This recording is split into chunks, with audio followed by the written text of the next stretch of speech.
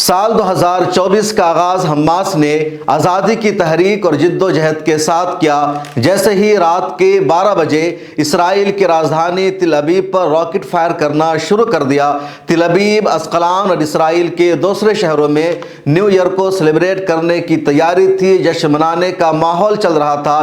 تبھی ان پر حملے شروع ہو گئے اور ان لوگوں نے بنکروں میں جا کر پناہ لینی شروع کی۔ اپنی جان بچانے کی فکر ان کو لاحق ہو گئی۔ اسرائیل کے مشہور اخبار ٹائمز آف اسرائیل کی رپورٹ کے مطابق جیسے ہی رات کے 12 بجے تل ابیب، اسقلان اور اسرائیل کے دوسرے شہروں میں سائرن بجنے لگے اور لوگ بنکروں میں جا کر پناہ لینے لگے، چھپنے لگے۔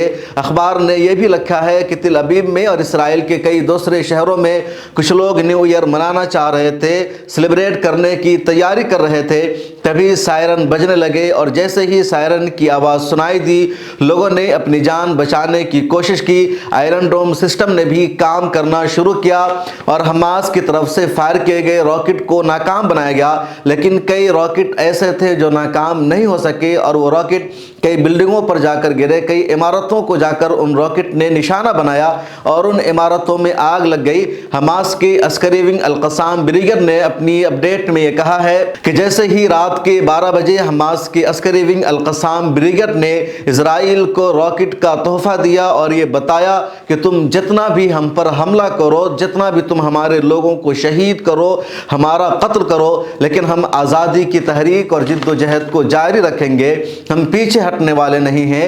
سال 2023 میں ہم نے باضابطہ آزادی کی جو جنگ شروع کی ہے، یعنی 7 اکتوبر کا جو حملہ ہوا تھا، وہ حملہ 2024 میں بھی جاری رہے گا، اور جب تک تمہاری فوج غزہ پٹی سے نہیں نکلے گی، ہم اپنے حملوں کو روکنے والے نہیں ہیں۔ القسام بریگیڈ نے اپنی اپڈیٹ میں یہ بھی کہا کہ انہوں نے M90 راکٹ کو فائر کیا، جو بہت ہی اہم راکٹ مانا جاتا ہے، اور اس راکٹ نے پہلے بھی کئی مرتبہ تل ابیب میں، اسقلان میں اور اسرائیل کے دوسرے شہروں میں تباہی مچائی ہے۔ دوسری طرف غزہ پٹی پر اسرائیل کی بمباری اور اس کا دہشت گردانہ حملہ بھی لگاتار جاری ہے۔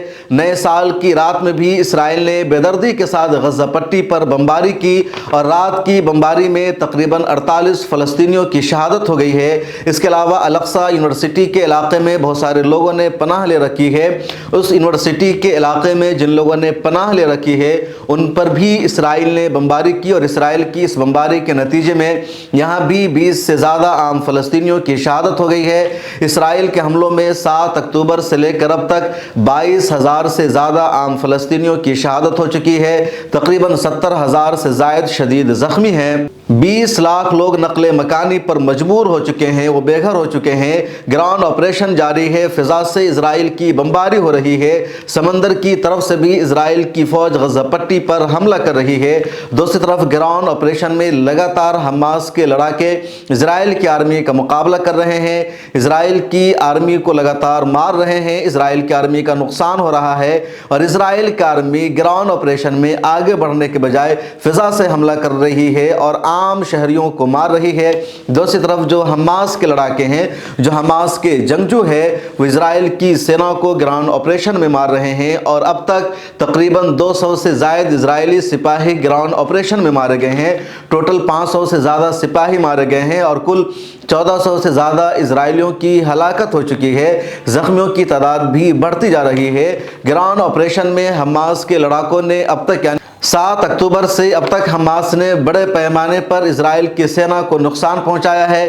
پچھلے دنوں حماس کے سینئر رہنما یحییٰ السنوار نے دعویٰ کیا تھا کہ انہوں نے گراؤنڈ آپریشن میں 5000 سے زیادہ اسرائیلی سینا پر حملہ کیا ہے، جس میں آدھے سے زیادہ ہلاک ہو چکی ہے، کچھ معذور ہیں اور کچھ شدید زخمی ہیں، اور اس کے علاوہ ایک اور بڑی تعداد ہے جس کو ہم نشانہ بنائیں گے، ہم پیچھے ہٹنے والے نہیں ہیں۔ سال 2023 میں غزہ پٹی اور اسرائیل کے درمیان جو جنگ شروع ہوئی تھی، سال ختم ہو جانے کے باوجود یہ جنگ ابھی تک ختم نہیں ہوئی ہے۔ جنگ کا سلسلہ جاری ہے، مذاکرات کا دور بھی چل رہا ہے، لیکن دونوں طرف کی شرائط سخت ہے اور اسی وجہ سے ابھی تک مذاکرات پر بات چیت نہیں ہو سکی ہے۔